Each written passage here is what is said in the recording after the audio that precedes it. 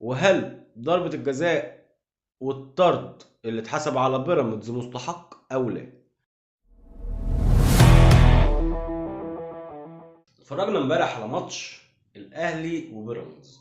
ماتش كان معقول ومقبول وكان فيه كورة حلوة من الطرفين لحد ما جه ضربة الجزاء اللي الزملكاوية طالعين يصيحوا عليها دلوقتي ومن امبارح.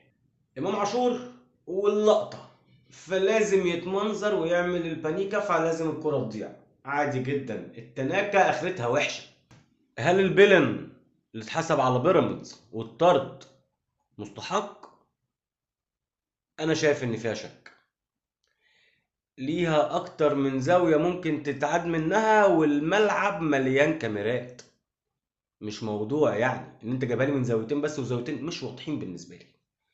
هل محمد هاني دايس على رجليه ولا ملبسها له ولا لاعب بيراميدز؟ ها، تبان من الناحيتين. انا اول ما شفتها قلت هاني دايس على وش رجل اللاعب، انما بعد كده لما اتعادت تاني رجليه وراه. طب هو داس عليها ازاي؟ طب اقاويل كتير وعادي. انا كالطبيعي بتاعي ان الحاجه لما بتتحسب عليا خلاص اتحسبت وخلاص اتلعبت، فما فيهاش بقى ان انا هقعد ايه، لا اصله شفته، لا اصله عملته، زي كل اللي عمالين يصيحوا دلوقتي. خليك في ماتشك بتاع النهارده، ركز مع فريقك علشان تكمل كده وورينا. قعدتوا الماتش اللي فات تقولوا لمع الصداره واعمل الصداره ومش عارف ايه، وفي الاخر بلح. جريداشار ومصطفى العش، اتنين لعيبه ممتازين، شويه وقت يندمجوا اكتر مع الفرقه هيدوا كتير. وانا مبسوط جدا برجوع محمد هاني. محمد هاني امبارح في كرة شايلها